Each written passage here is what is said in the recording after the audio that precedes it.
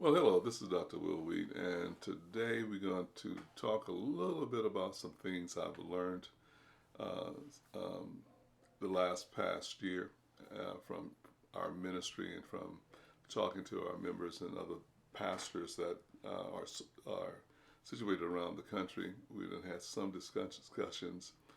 I should correct that. Not just pastors in this country, America, but pastors in South Africa, pastors. We had similar conversation with pastors in Canada and in different parts of Europe, and some takeaways that I've come um, with from those types of discussions are kind of fueling the conversation that I'm going to have with you today. Hopefully, it's untested, but hopefully, let me see if this works. Yes, it does. Hopefully, we're going to share some things with you today, and I'm going to be able to share the screen from my iPad so you can see some of the notes that I've written down that I will be drawing from today. I want to talk about some things that you should never reveal about yourself. Now, because we're coming from this Christian background, there's a thought or a feeling or an impression that one may have that you should be open and transparent about everything and about your life.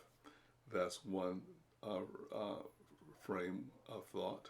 There's another thought that you may have where you want to be truthful and you want to share the good news as you receive good news, as you receive clarity or revelation about something.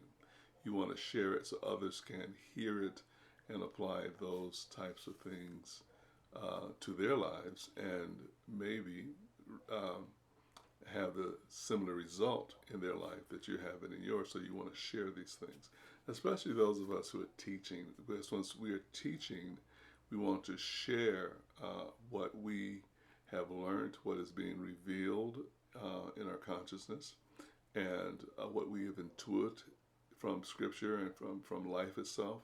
We want to share that so that people will be strengthened and people will come away from things that would otherwise bind them and hold them in a very negative situation or in a negative field of energy. We want their energy to be up. We want their lives to be successful, and we want them to really prosper in life.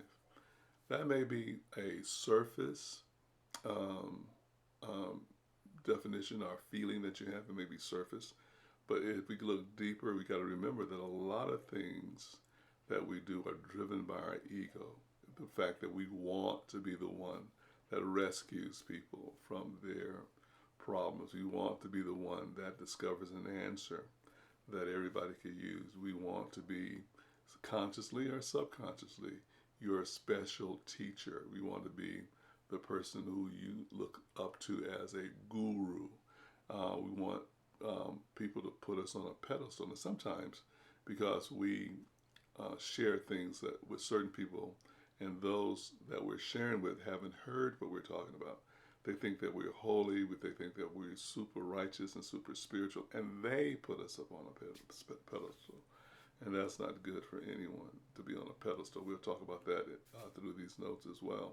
So I just want to talk to you about some, and I'm careful even in discussing this with you because I don't want to be made out to be something special or something deep. These are very genuine, easy things that I learned in life, and most of you have heard these things as these suggestions from your parents, from your pastors, from your school teachers. You may even just thought of them yourself just from life experiences showed you some things you should not share with everybody. And that's basically what we're talking about today. These are things that you should never reveal about yourself, all right? So let's, also there's a strategy here that will increase you and deepen you. And the strategy will also cause you to have energy and cause not only that it will deepen your understanding about life and deepen your experiences in life, but it will also free you from being a false self, because many of us are not free to be ourselves because we have attachments, and those attachments have certain expectations from us. They expect us to behave a certain way, or talk a certain way, or be a certain way. And because of those attachments, we've never been ourselves. We will live and die not ever being ourselves or doing exactly what we want to do. But when we free ourselves from those attachments that hinders us from being what we know we should be, then we'll be free to live a very happy and a very prosperous and a very fulfilled life. But it comes from the suggestions that we will be making today in this teaching about what you should never reveal about yourself. The very first thing that you should never reveal about yourself is your next move, your deepest plans, nor your intentions. Never tell people about your next move, your deepest plans, nor your intentions. Here's an example. Does a tree announce its growth plans? Does a seed announce, I plan to be a certain tree by next spring? No. Because if a tree did that, the birds would eat it. The seed grows because it is hidden, because it is buried. It holds its energy together until the shell breaks and life pushes upward. So my first example is a seed. Now, if you spread the seed on the ground and the seed does not germinate or is soaked beneath the ground or hidden under soil, birds will see that seed and they'll come in there and eat that seed, and that seed will never be what is in it, the intention, the purpose that's in the seed itself to be a tree. It may be purposed to be a tall oak tree and have birds nest in it, but it will never do that if it's laying on the surface, if it's revealed for everyone to look at it and birds to eat it. When you disclose your next move or the intentions in your heart, you bring them to the surface, and that's where people will either steal your idea or talk to you out of your plans, because now they can see it, they will devour it. One of the scriptures that I'm thinking of now is when Christ tells us, do not cast out pearls before swine. Do not cast out pearls before swine, because they're not going to understand what that pearl of wisdom that came to you, that revealed itself to you, because they're used to wallowing in the mud. And the dogs, all they're going to do is drink up their own vomit. They're going to be themselves, but you are different. You have this pearl, this idea. You need to keep that to yourself and nurture that idea. When you tell people your plans, two things happen. First, you release the tension. Desire to do something releases a psychic tension like a rubber band that is stretched. The tension is needed for you to actually do the work. But when you talk about it, you get people to listen, and in their comments, they'll say something like, wow, that sounds amazing. You are tricking your brain, and your brain feels like you have already done the work when you begin to have those types of praises. You get the reward without the effort. The tension snaps back. The energy leaks out in conversation, and you find yourself the next morning without the drive to actually begin the work. You talked yourself to death. You talked yourself to death. Now, what was alive in you, what was excited because it came to you, you envisioned it. It embodied your mind and your imagination, but you begin to talk about it. And when you talk about it, you release the energy, and others begin to look at what you were talking about, all right? And some of them judge it, But let's go on to my next note because I'm about to share my next note with you. Let me share this with you real quick. Second, you invite the winds of others' opinions. Most people are terrified of change. They are asleep in the familiar. When you present a new idea to a sleepy person, their instinct is to pull you back into bed. They will offer realistic advice. Your growth, they will tell you why it might fail. It's not because they hate you, but it's because your growth threatens their comfort. They are like a mirror reflecting our own doubts. So be like the seed. Keep your next move buried in the dark soil of your mind. Let the results be the announcement. Let the fruit be the proof and not the words.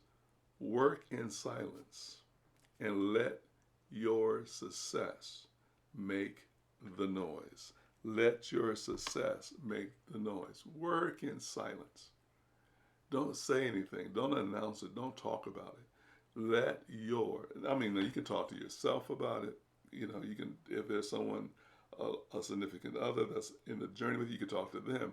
But outside people, family, friends, outside sources, and sometimes even your life partner may not be the person that you should share this with because they're going to start giving you advice and mirroring back to you your own personal doubts. And you cannot receive anything if you approach what you're going after with any type of doubt. You have to be fully persuaded and you have to be filled with confidence. You have to be excited about it and you have to have strong intentions toward it and you have to be convinced that it's already yours. Okay? That it's already yours. The second thing that you should never reveal about yourself is your charity. Never talk about your charity. Never talk about your good deeds or your acts of kindness. Never talk about your charity, your good deeds. Oh, this is the love of my. I really love that. I've done this for this group of people, or I helped somebody across the street today. Never talk about that. Never mention that. Never mention that at all in your conversation. Whatever you do, just do it. Just do it because it's a part of you. In fact, when it becomes so natural to you, you won't even recognize that you've done something special. Okay? You won't even recognize it. You won't even compliment yourself because it's a natural flow that flows from you. You're kind because you're kind. All right? So in Matthew chapter 6, verse 3 through 4, it says, "But when you do a charitable deed, do not let your left hand know what your right hand is doing, that your charitable deed may be in secret, and your Father, who sees in secret, will himself reward you openly." Now, this is a subtle trap, and it catches the most intelligent people. When you tell what you have done, you have converted a spiritual act into a commercial transaction. You have traded the spiritual act for approval. You have sold the gold of virtue for the plastic coin of validation. You do not want to do that. Remember what the verse says. But when you do a charitable deed, do not let your left hand know what your right hand is doing. This means that your kindness should be so natural, so spontaneous, that even you don't congratulate yourself for it. The moment you say, "I did a good thing," you unknowingly created a separation. Now there is you, the hero, and them, the helpless victim who needed you. This creates a spiritual ego. You start to feel superior. You start to think, I'm a generous person, unlike these other people. That spiritual pride is a far heavier chain than simple greed. That spiritual pride is heavy. Now, see, when you do that, you get into this mindset. You become addicted to helping people. So you can't complain about it. What you do when you like being the hero, you're going to convince, or you're going to produce victims in your life. You're going to be surrounded with needy people. You're going to surround yourself with people who need someone to help them, someone to explain this to them, someone to do it for them, someone else, because they don't have the energy to do it for themselves. They never understand. They never know what to do. But you come along, you have the right plan, the right energy, the right resource to help them get over, to help them break through, and you are enabling them to continue, okay, in their dependency in your life. Now, the truth be told, you are addicted to this scenario, though you may be complaining about it. You may complain. Every time I try to do something, something happens and I go rescue that person. So what I intend to do, I never get accomplished because someone else comes and I'm taking care of their business to the point I can't take care of my business. Well, the reason this is happening to you over and over again is because you have scripted this role. You are the hero, and you need someone to save. You need someone to rescue. That even happens when people select mates, when you're out there dating. If you see yourself as the provider, you see yourself as the smartest person in the relationship, you're not going to be attracted to people who have their own ideas and their own strength.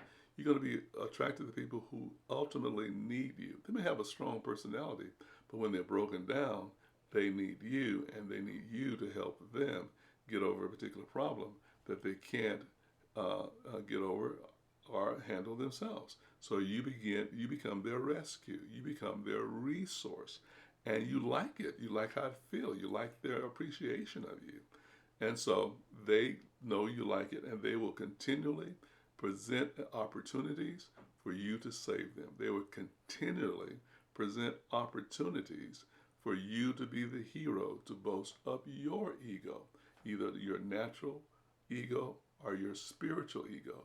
You are the person that has the revelation about the scriptures. You are the person that has the great faith to heal the sick. You are the person that want people to come to you for counseling so that you can counsel them and help them out with their problem. You are the person that they ask to pray for them because they know you can get a prayer through. And you're the person that loves to hear, Brother so-and-so, Pastor so-and-so, Bishop so-and-so, you prayed for me and I got the breakthrough because you prayed for me. You want them to stand up in church and give the testimony of how the pastor prayed for me and the first lady prayed for me and I got my breakthrough because you love the praise. I said you love the praise. And so you're going to always be positioned to give the answer, to live on that pedestal. And we're going to talk about that a little bit later on how that's not a good, healthy place to be. All right? The awakened person acts like water when you are thirsty. Water doesn't say, look at me, I'm here saving your life. Aren't I wonderful? No. It just flows and quenches your thirst and moves on. It leaves no trace. It demands no credit. If you reveal your good deeds, you drain them of their power. You turn them into a performance. But if you keep them secret and you let them dissolve into the silence, they become a part of your being. They change who you are, not just how you look. They become a person who radiates warmth, not because you want applause, but because it is your nature to shine, just as it is the nature of the sun to give light without asking for a thank you note. But we're going to stop here, all right? So we got some more things we want to talk to you about on things you should not reveal about yourself. We want you to take these two revelational thoughts, think about them, listen to this tape, read the scripture that we shared with you, and see how you can apply these suggestions to your own life. Are you talking about the things you've done for others? Are you waiting for someone to compliment you? Are you the one creating the need in others so that you can rescue them? You need to open your hand. And once you open your hand and not hold on to those situations with other people so tightly, you will find out that life is neutral. What life does and shows is neutral. God's creation of life, God's universal intelligence is neutral. It will allow you to be whatever you want to be. You are co-labor with God in creation and in creating the world and the life that you're experiencing.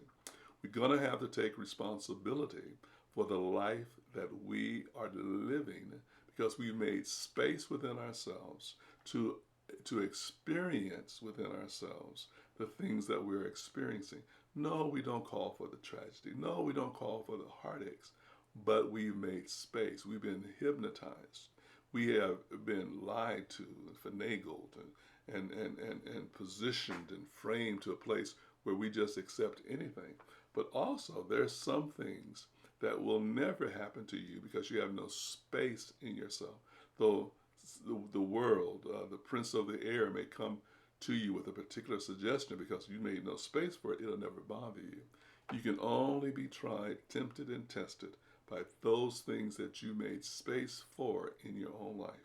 Not that you're doing the destructive things, not that you caused the disease, but there's some things that you opened yourself up and opened the door up for them to come into your life. We will talk about that too, on how to change the course of your life, how to transmute things, how to transform things. We're going to get to those conversations later in this teaching, I promise you. So you want to stay tuned, you want to tune back to us to hear the wisdom that God is sharing with you today. And remember, I know this, not to just remember, receive this. It is hard for me or anyone to teach enlightenment. Enlightenment is not taught, it is caught. So don't be writing a whole bunch of notes. Don't be trying to remember everything that I said.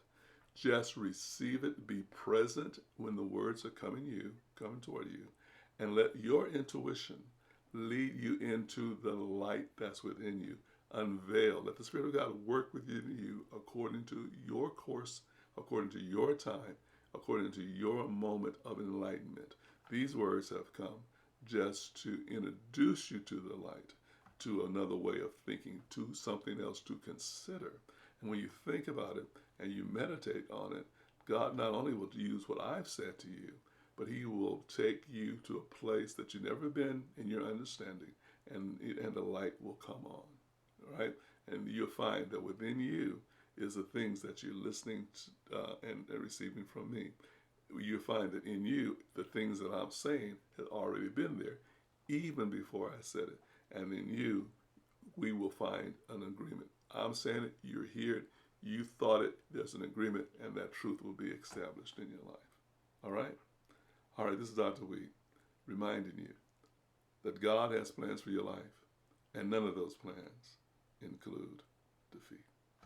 Shalom.